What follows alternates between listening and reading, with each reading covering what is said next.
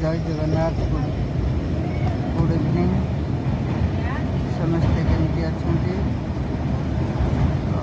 मु तो आज बेंगलोर ओडिशा जाऊँगी किंतु किसी कथा घटी कहानी गोटे आपण मानक कहबी जोटा कि आपण मैंने यात्रा करुले पूरा सावधान रहिए से कथा निहाती समस्ते शुणा दरकार जोटा कि थम लाइन अच्छी बुझीपारे ट्रेन यात्रा करुवे सावधान ट्रेन ओह्लैला पर भी बहुत किसी घटी था जोटा कि अन्य मैंने जापारती आपण अंचल भी एमती हो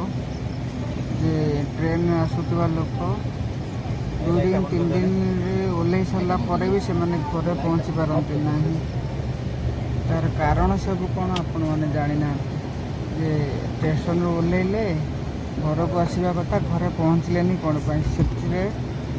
समस्ते घर लोक चिंतार पड़ जाती जे घरे कौन पहुँचले कौन है कौन ना किसी खोज खबर ना तार कारण कौन कहीं जड़े जड़े रही जाती आज मुझे विषय कहूँ आपण मैंने शुणु वीडियो को कम देखु शुणु बेसी ट्रेन में रही बर्तमान ट्रेन बस दूसरे निश्चय देखिए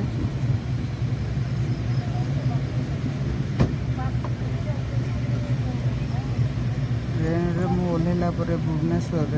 मो पाखे गोटे लोक आसिक बस बसते छिड़ा से लोक मत पचारे जे तुम भाई कौड़ी जाओ मुझे जाजपुर जी बोली सी कहते मुझे जाजपुर जी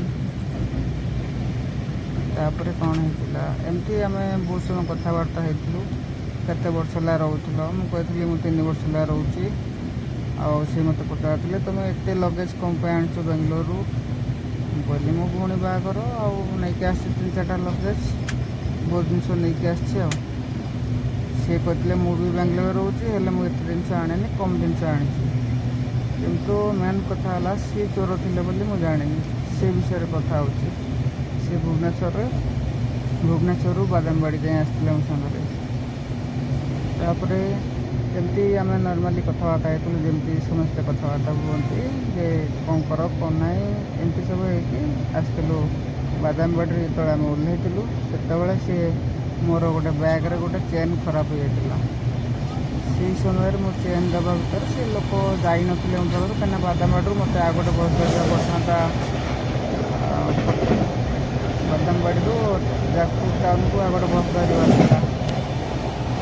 तो से गोटे लोक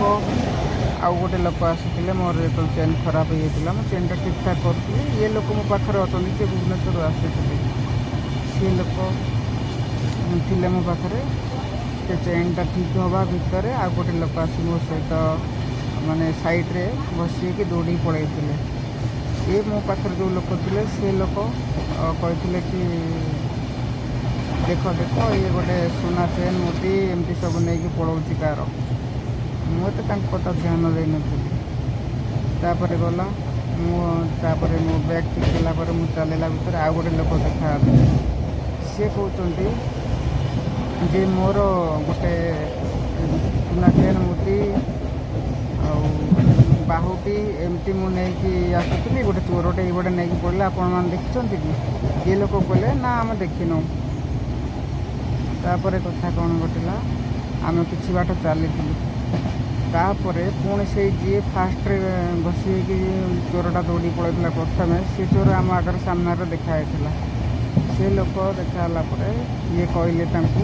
कि तुम चोरी कर नहीं आम सब जाचु सी से कौन रोल कर तुम तुम गोटे पड़ुची तुम कहनी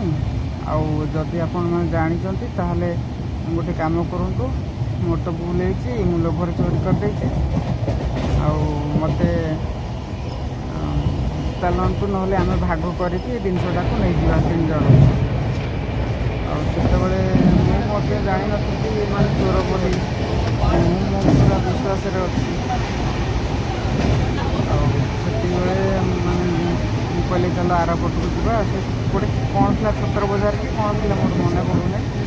କିନ୍ତୁ ଆଗରୁ ନୂଆ ବସଷ୍ଟାଣ୍ଡ ନଥିଲା, ପୁରୁଣା ବସଷ୍ଟାଣ୍ଡ। ଏଇଟା ମୁଁ କିଛି ବର୍ଷର କଥା କହୁଛି, ଯେତେବେଳେ ମୋର ଇନଫେକ୍ସନ୍ ନଥିଲା। ଏଇ ଲୋକଟାର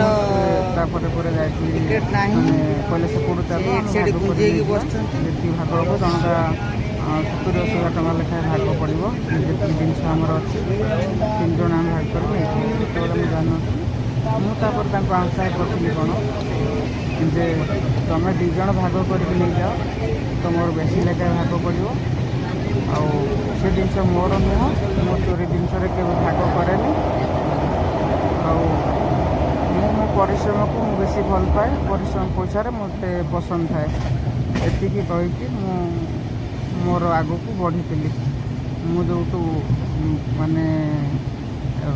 ଯାଜପୁର ଟାଉନକୁ ବସ୍ ଧରିବି ବୋଲି ମୁଁ ବଢ଼ିଥିଲି ଆଗକୁ। ହଠାତ୍ ମନକୁ କ'ଣ ଆସିଲା, ମୁଁ ପଛକୁ ବୁଲିକି ଦେଖିଲା ବେଳକୁ ସେ 3 ଜଣ ଯାକ ଗୋଟେ ଜାଗାରେ, ଯାହାର ଚୋରି ହେଇଥିଲା, ଯିଏ ଚୋରି କରିଥିଲା, ପ୍ଲସ୍ ଯିଏ ମୋ ସହିତ ଭୁବନେଶ୍ୱରରୁ କଟକକୁ ଆସିଥିଲେ, 3 ଜଣ ଯାକ ସାଙ୍ଗ ହେଇକି ସେମାନେ ରହିଥିଲେ ସେଇଠି। ତାପରେ ମୁଁ ମାନେ ମୋ ମନକୁ ଆସିଲା ଯେ ଏମାନେ ପ୍ରକୃତରେ ଗୋଟେ କାହାଣୀ ଷ୍ଟୋରି ବନେଇଥିଲେ। ମୁଁ ଯାଇଥିଲି ତାଙ୍କ ସାଙ୍ଗରେ, ଯେ ମୋର ନିହାତି କ'ଣ ହେଇଥାନ୍ତା, ସେମାନେ ମୋତେ ନିଶା ଇଞ୍ଜେକ୍ସନ୍ ଦେଇକି ମୋର ସବୁ ବାକି ଜିନିଷ, ଆଣିଥିବା ଜିନିଷକୁ ସେମାନେ ନେଇକି ପଳେଇଥାନ୍ତେ। ଏହିପରି କିଛି ହେଇଛି। ଆଉ ସେଥିପାଇଁ ମୁଁ କହିବାକୁ ଚାହେଁ କି ଏମିତି ଚୋରିଟା ହୁଏ। ବାହାର ଷ୍ଟେସନକୁ ଆସିଲା ପରେ ଆପଣମାନେ ଆସିବେ, ନିଜ ହିସାବରେ ରହିବେ, କାହାକୁ ବିଶ୍ୱାସ କରିବେନି, ଆଉ କୌଣସି ଲୋଭ କରିବେନି। ନିଜର ପରିଶ୍ରମକୁ ବେଶୀ ଭଲ ପାଆନ୍ତୁ। ଆଉ ଚୋରି ଜିନିଷରେ ଭାଗ କରିବା ପାଇଁ କେବେ ବି ଚେଷ୍ଟା କରିବେନି, ନହେଲେ ବହୁତ ପସ୍ତେଇବେ। ଭିଡ଼ିଓଟିକି ଫାଷ୍ଟରୁ ଲାଷ୍ଟ ଯାଏଁ ଜାଣିକି ଅବଶ୍ୟ ବୁଝିପାରୁଥିବେ କ'ଣ ହେଇଛି କ'ଣ ନାହିଁ। ରହିଲି, ଜୟ ଜଗନ୍ନାଥ।